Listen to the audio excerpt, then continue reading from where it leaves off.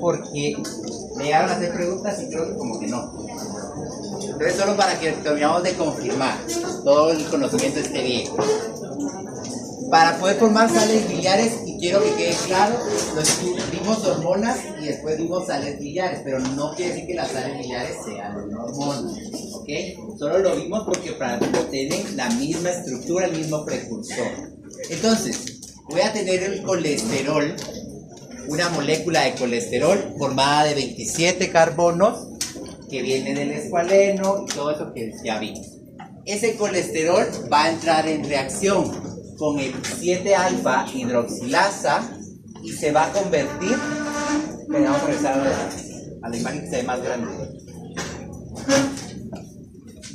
y se va a convertir en este que está aquí, que se llama 7-hidroxicolesterol. ¿Qué me está diciendo esto? El 7-hidroxi me está diciendo dónde está ese grupo hidroxilo, de acuerdo a los números que ya vimos del colesterol, ¿sí?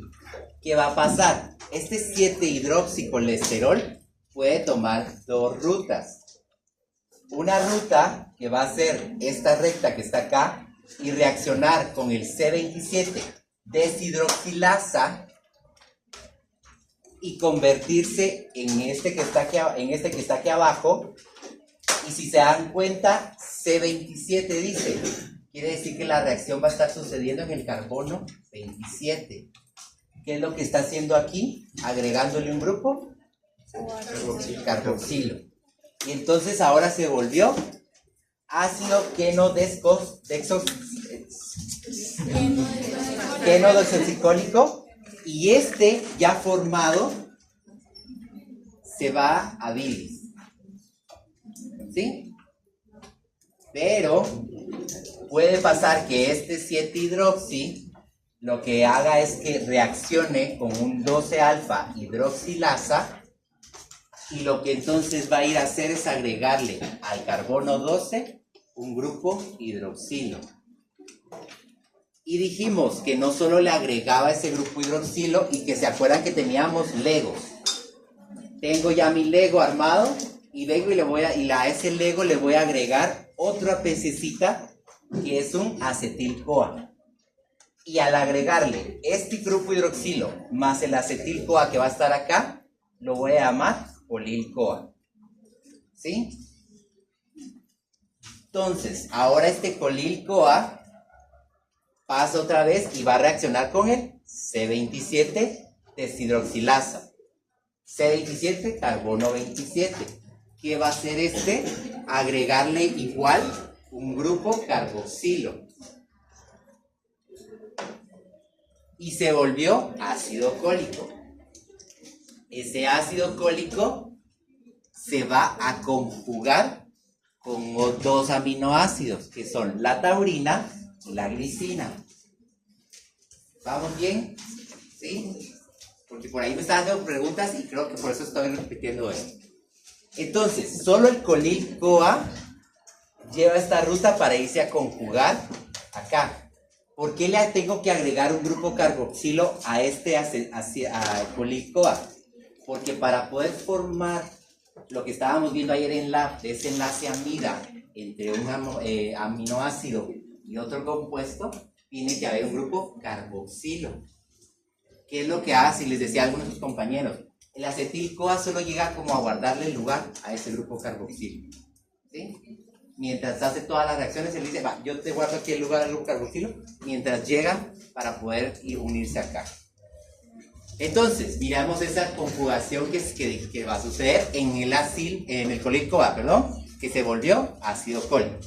Ese ácido cólico, entonces, todo esto estamos hablando de hígado. Todo esto está sucediendo en hígado. Conjugación, le agrego dos aminoácidos. Objetivo de conjugación en bioquímica es que lo voy a volver algo que sea soluble. Y lo que lo hago, para que lo haga soluble, le agrego un aminoácido que tiene esa característica de ser antifático. Entonces, dijimos que eso que está en rojo va a ser la taurina unida con un enlace amida. Vean aquí, ¿quién está uniendo? Nitrógeno. Y entonces esto se vuelve ácido tauricólico. Pero también puede ser glicina, el otro aminoácido que se les una, y vean igual, se está uniendo a través de un enlace con nitrógeno. Como es glicina, se le llama ácido glicocólico. Y estas dos son las sales biliares primarias. Todo esto sucediendo en hígado. ¿Qué va a pasar? Ya formadas estas sales primarias, van a vesícula también a guardarse en la bilis. ¿Sí? ¿Qué sucede ahora? Ya se dio toda esa transformación, comemos y esas sales biliares primarias salen al duodeno por el colédoco y todo eso que ya vimos anteriormente. Y al entrar en contacto con la microbiota del intestino, hay ciertas bacterias que producen enzimas.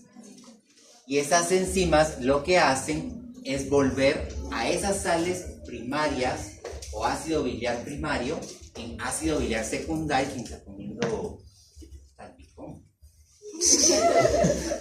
Entonces, ácido biliar secundario o sales secundarias, ya vieron por el salpicón me extraño. Sales secundarias.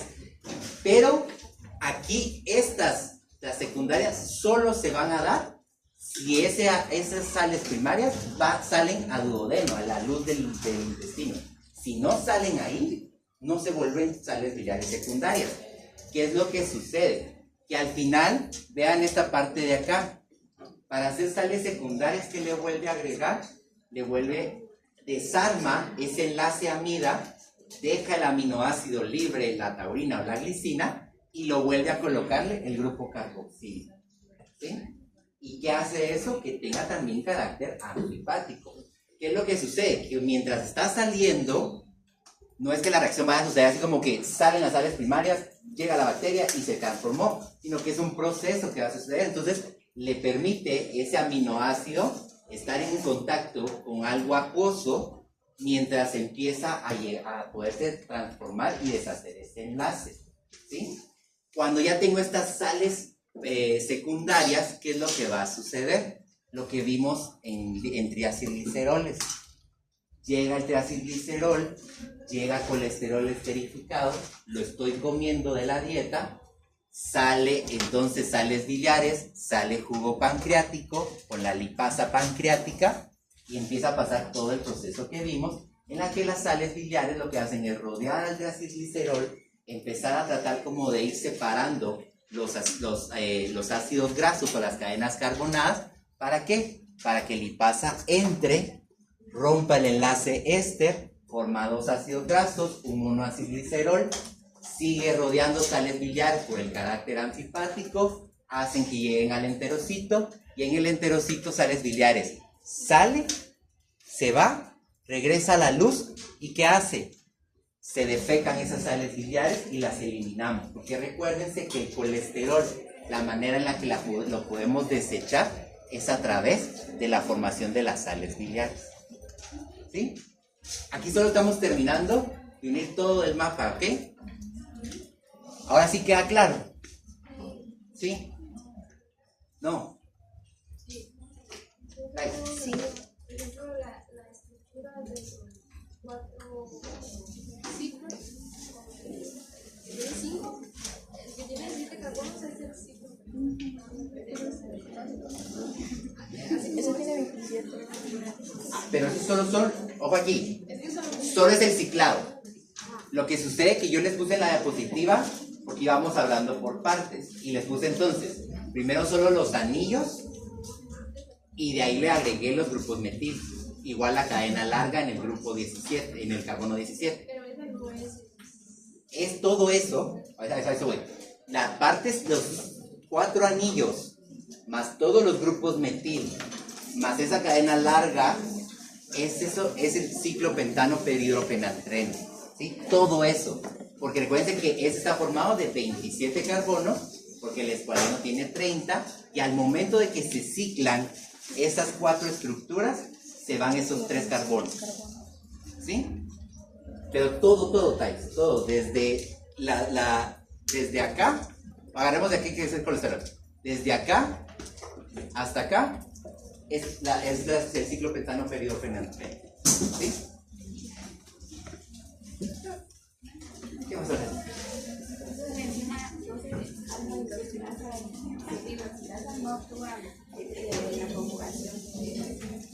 No, estas no actúan.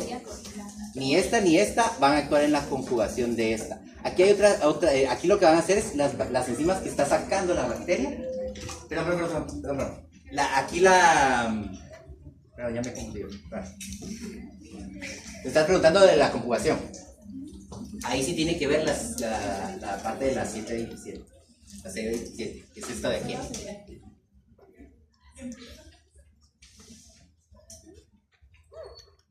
Aquí le agrego el grupo carboxilo y en la conjugación hay otras enzimas que lo va a pasar, que lo vamos a ver un poquito cuando miremos proteínas en cómo se da ese enlace entre el aminoácido y el grupo carboxilo. Pero lo vamos a ver ahí en ese enlace peptídeo. A mí se me quedó duda de 12 actúa en las dos. Actúa para transformar en esta. Actúa en esta para agregarle el otro grupo hidroxilo y la acetil-CoA que va acá. Solo en la segunda. Solo para formar el colil-CoA. Aquí, si solo hay que vayan siguiendo las flechitas. Si se dan cuenta, para acá. Pues y cruza y se va para acá, y ya volvemos a la conjugación y a las sales biliares secundarias. Bueno, ahora, el último tema de lípidos, los eicosanoides. Estos son bastante fáciles, no son complicados. El eicosanoide. Vamos a hablar de características estructurales, características algunas físico-químicas y todo. El eicosanoide está formado por ácidos grasos de 20 carbonos, ¿sí? Que surgen del producto de la oxidación de los UFA de 20 carbonos. Ayudan a regular o ejercen una regulación en los efectos fisiológicos sobre células diana. Ya saben ustedes que célula diana es donde va a ir a actuar, ¿sí? Van a generar algunos compuestos que van a ir a actuar sobre algún órgano para que haya una respuesta de esos órganos, ¿ok? Pueden tener, normalmente estos tienen acción local, es muy cerca donde van a ir a actuar. ¿Se acuerdan que las hormonas sí logran como viajar bastante trayecto, digamos, porque están desde la hipófisis y van a llegar a actuar hasta donde está útero, por ejemplo? En cambio, los eicosanoides solo pueden actuar cerca de donde estén, ¿ok? O donde se produzcan. No pueden hacerlo unas distancias muy largas.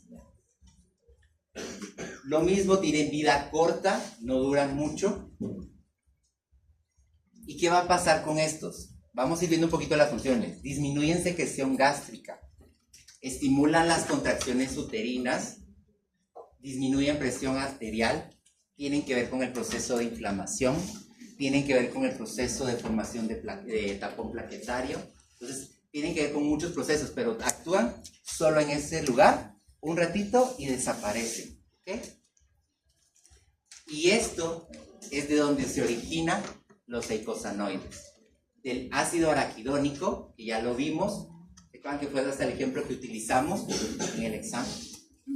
El ácido araquidónico es un ácido graso esencial omega 6, y entonces de aquí van a surgir todos los eicosanoides. Esta es la estructura básica.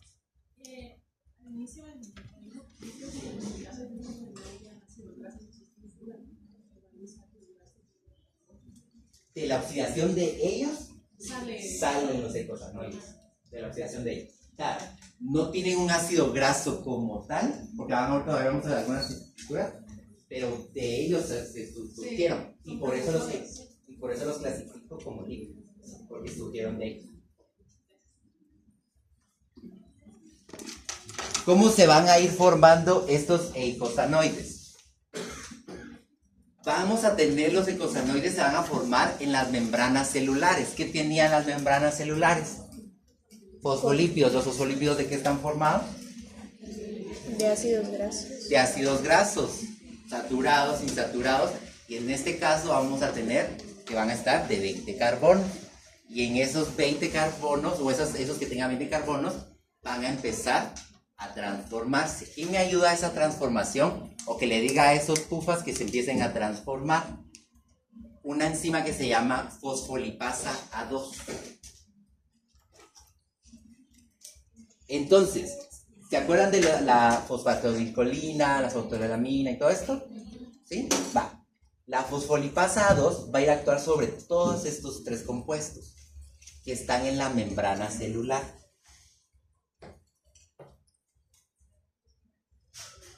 ¿Qué puede causarme esto? Un estímulo físico, químico o inflamatorio. Un golpe me puede ocasionar que se libere fosfolipasa A2 y que esto se empiece a oxidarse. Un proceso de inflamación me va a hacer que fosfolipasa A2 se libere.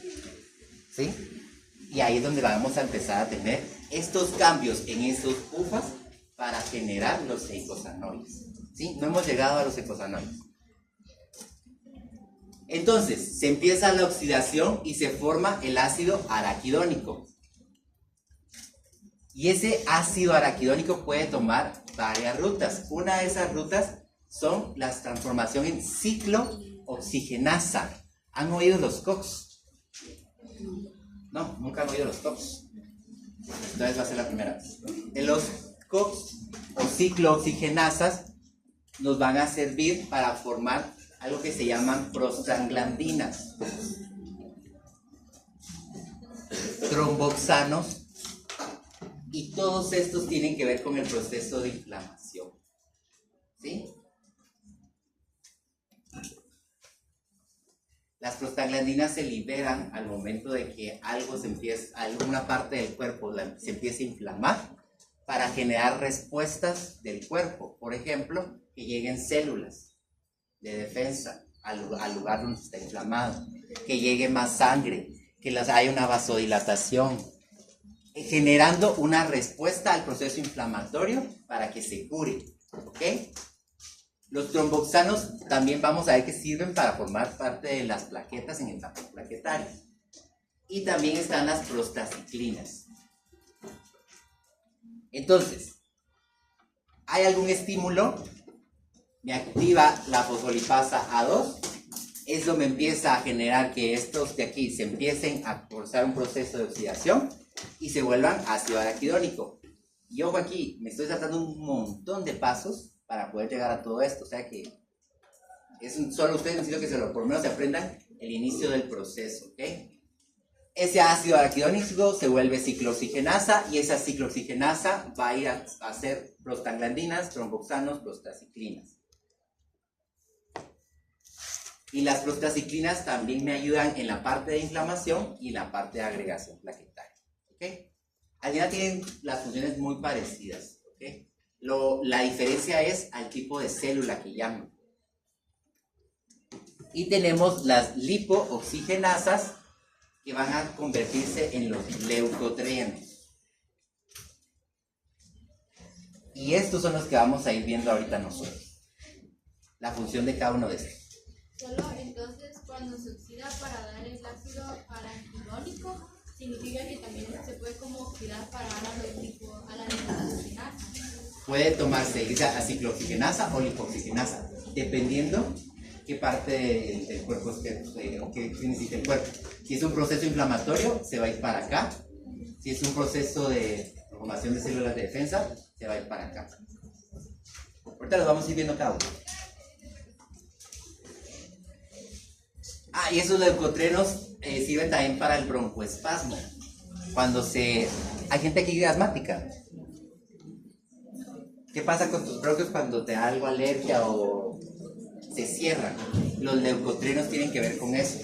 Entonces, lo que te van a dejar medicina para evitar que se liberen leucotrenos para que no se dé el broncoespasmo.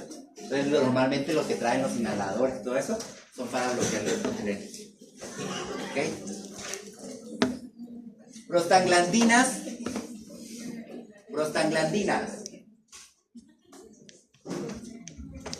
Ya,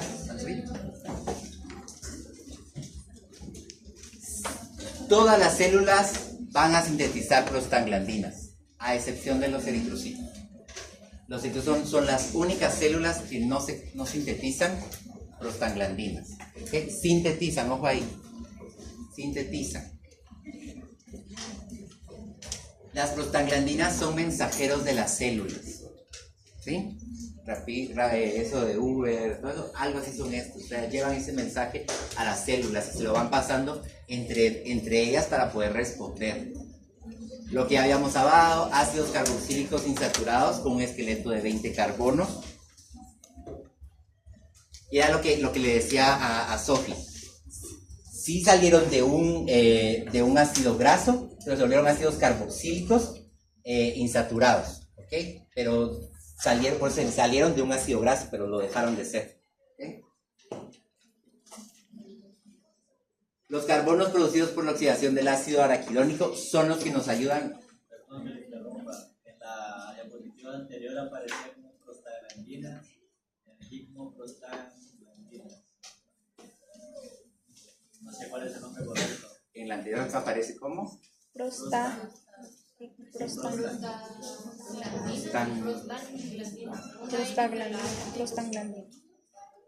Es así como está aquí.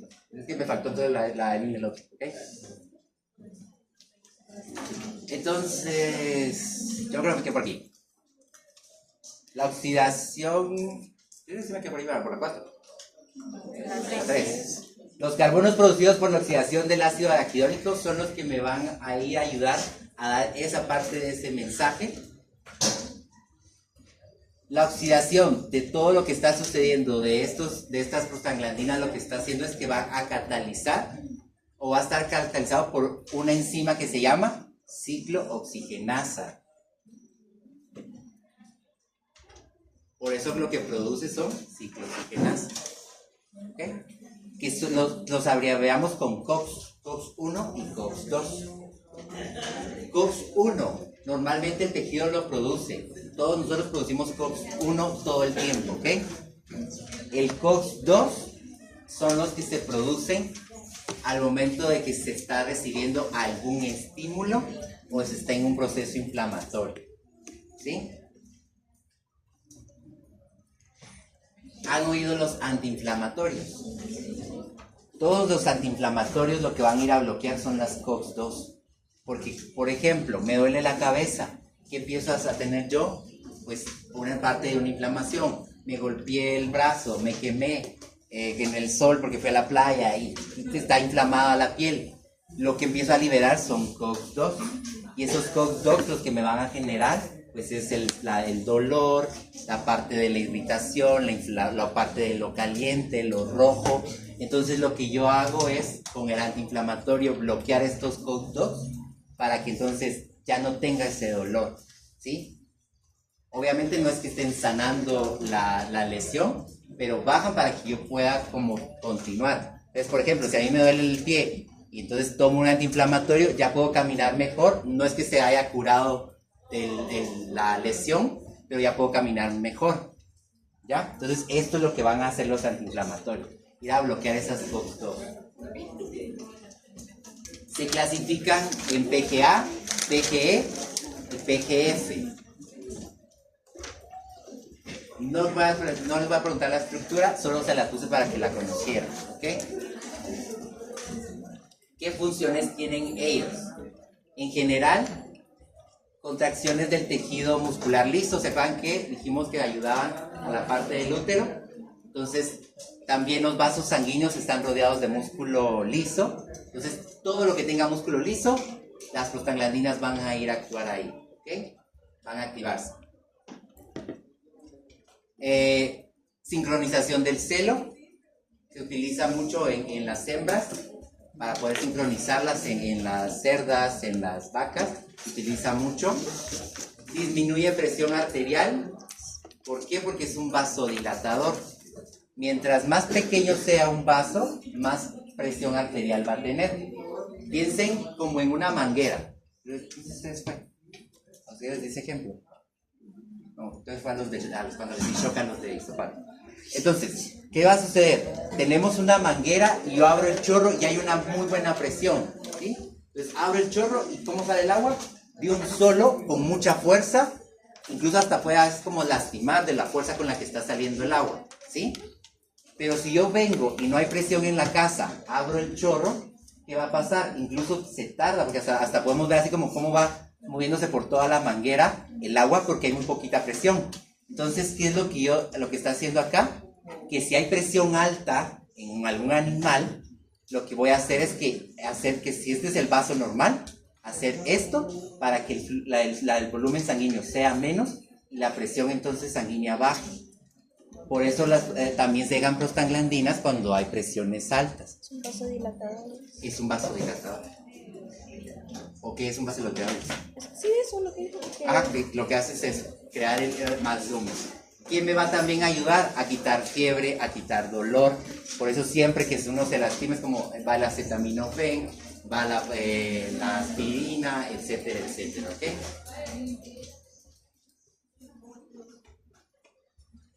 Los tromboxanos. Los tromboxanos ya los habíamos empezado a mencionar, parte en la inflamación, pero nos vamos a enfocar en lo que son como lo más importante, y de aquí, por eso se les llama trombocitopenias o trombocitosis cuando las plaquetas están o elevadas o disminuidas, porque se originan en parte de los tromboxanos.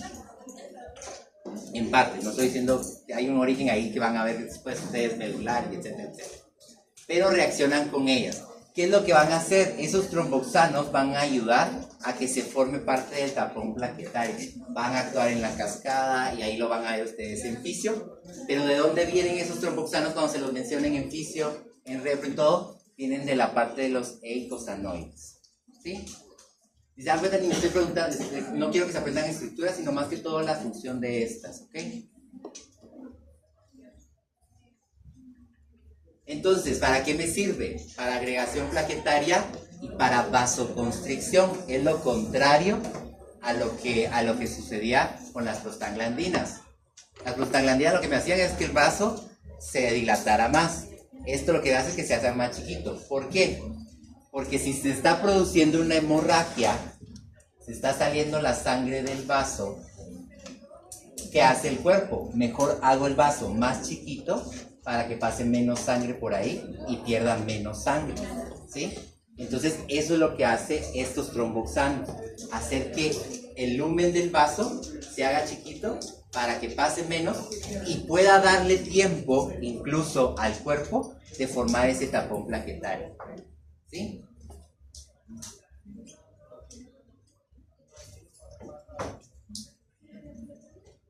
Y los leucotrienos que venían de las lipoxigenasas son para formar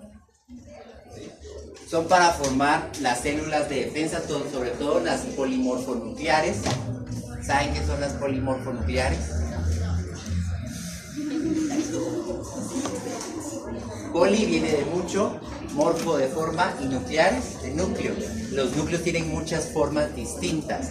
Por ejemplo, vean un neutrófilo. Todo esto que está moradito es un núcleo, pero tiene como varias bolitas que están unidas entre sí. Eso es una forma. El eosinófilo, ustedes han visto como los audífonos que uno usa pero que tienen como diadema, más o menos se forma esa estructura. Sigue siendo un solo núcleo, pero tiene una bolita aquí, una parte de un nucleosoma que se hace aquí y vuelve a formar otra bolita acá. Entonces a eso se les llama polimorfonucleares. Los núcleos tienen muchas formas, ¿ok? Normalmente también tienen gránulos entre su citoplasma. Vean este que está acá. Todos esos rojitos que se ven ahí como bolitas son gránulos. Entre esos gránulos van leucotrienos. ¿Qué hace el leucotrieno? Ayuda a vasoconstricción, hace que se formen los leucocitos, sobre todo lo que les decía, los polimorfonucleares, tienen un efecto de contracción muscular, sobre todo a la parte de nivel de tejido, de músculo liso, perdón, y aumentan la permeabilidad del vaso. Entonces, al final los leucotrienos por eso van a formar estas células para también ayudar a responder en esa parte también de inflamación, de broncoespasmo, porque el broncoespasmo, el asma es una alergia que está sucediendo, entonces está liberando esos leucotrienos por broncoespasmo, entonces estos empiezan a crear células de defensa que van a empezar a ocasionar problemas. Luis, ¿se tiene la mano atada?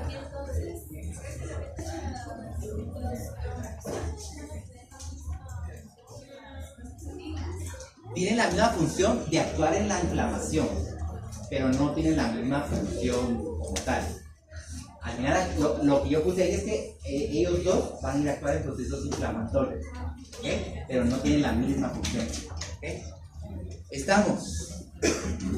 Bueno, pues entremos a las proteínas. Bien, solo un poquito.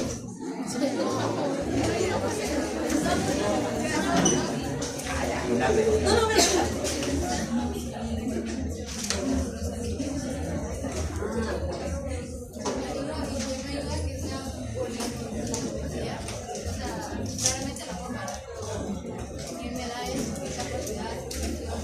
Cada célula blanca tiene un objetivo distinto y va a ir a atacar agentes de distintas maneras. Por ejemplo, los eosinófilos atacan mucho a los hongos, a los parásitos.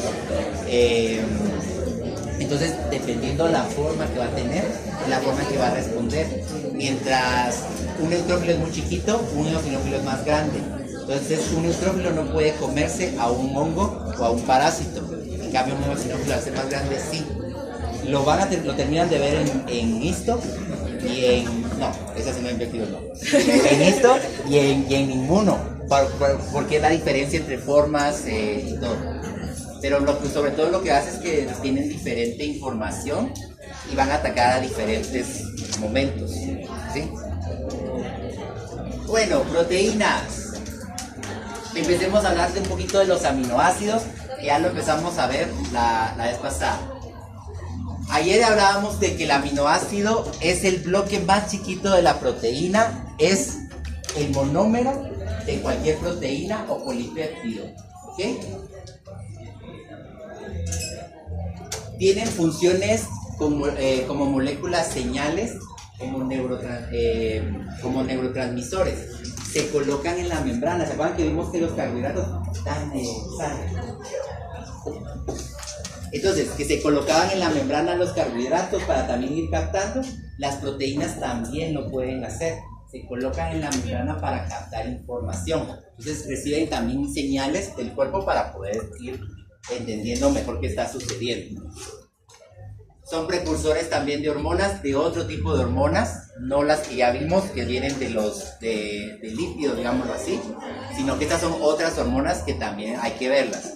Precursores de ácidos nucleicos, el ARN y el ADN, y también pueden servir para formar lípidos. Ayudan a la producción de energía, pero no es la principal fuente de energía, ¿ok?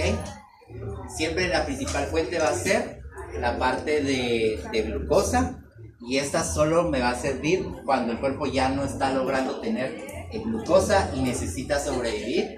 El cuerpo empieza a sacar de todas las reservas que tiene y puede utilizar las proteínas. Las proteínas no es lo mejor para utilizar, porque sí causa mucho más daño que los lípidos, ¿ok?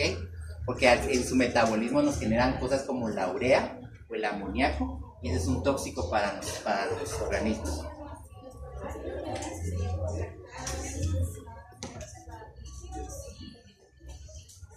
Tal vez, solo ahí no quiero que se cierren en esa idea. ¿Por qué? Porque no te podría yo afirmar al 100% que ese va a ser el orden. El cuerpo va a empezar a ver de dónde sale. Pero, sí. Entonces, monómero de los péptidos y de las proteínas, la parte más chiquita de ellos. ¿Ok?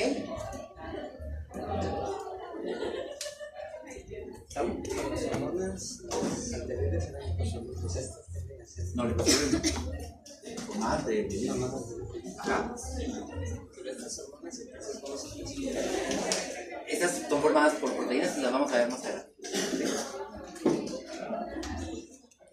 Ese es el gonadotropina, pero en humana. La gonadotropina es la que me ayuda a determinar cuando hay un embarazo, pruebas de embarazo. Pero es compuesto. Ahora, para empezar a entender un poquito el aminoácido, tenemos un carbono asimétrico o chiral. ¿Qué es un carbono asimétrico o chiral? A ver, alguien que me ayude. Eduardo, yo te veo platicador hoy. ¿Qué es un carbono chiral o asimétrico? Calidad sigue.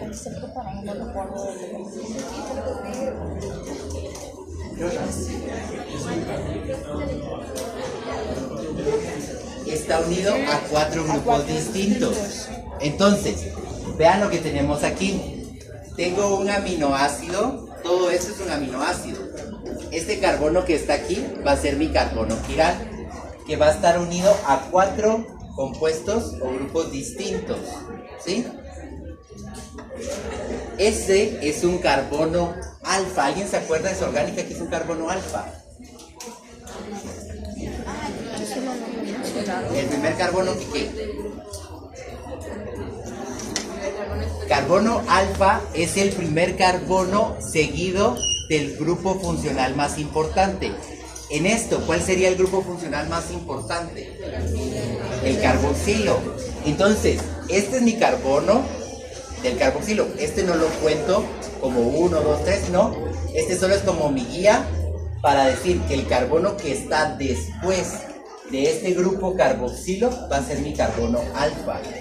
Todos los aminoácidos están formados por carbonos alfa, que quiere decir que siempre vamos a tener un grupo carboxilo, ¿sí? Entonces, el carbono alfa es el que está inmediatamente después del grupo carboxilo, ¿sí? Hablando en cuestión de aminoácidos. Vamos a tener el otro lado del compuesto, va a haber un radical básico, que es una amina. Del otro lado, un radical ácido, que es el grupo carboxilo. Un radical que tiene un nitrógeno. Y un radical que lo vamos a denominar R. ¿Qué hace este radical R? Este es el que le va a dar la funcionalidad a mi aminoácido. Depende de qué se le venga a unir acá, así va a funcionar mi aminoácido. Así se va a ir a unir a otras proteínas. ¿Se acuerdan que ayer estábamos hablando de los bencenos? Aquí es donde se va a ir a unir ese grupo benceno, ¿sí? Se va a unir otros hidrógenos, se pueden unir cadenas carbonadas, etcétera, etcétera. Pero esto de aquí va a variar, por eso le llamamos R. Y aquí se puede unir no cualquier cosa, pero van a irse a unir algunas distintas cosas, pero se le va a dar funcionalidad a mi aminoácido. En la naturaleza existen 300 aminoácidos, de los cuales solo 20 funcionan biológicamente.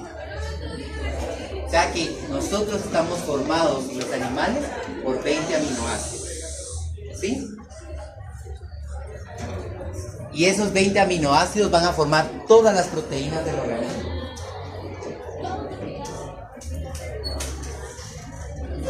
Entonces, estos 20 aminoácidos se van a ir a empezar a unir de diferentes formas formando proteínas. La combinación puede ser es extensa, porque yo puedo agregar una cistina, una leucina, uno de benceno, o agregar lisina, lisina, lisina, cistina. Entonces, al final las combinaciones pueden ser varias, ¿ok? Y vamos a terminar aquí. Vean esto. Esto es lo que tenemos que ver. Fácil, está fácil. A ver, pues.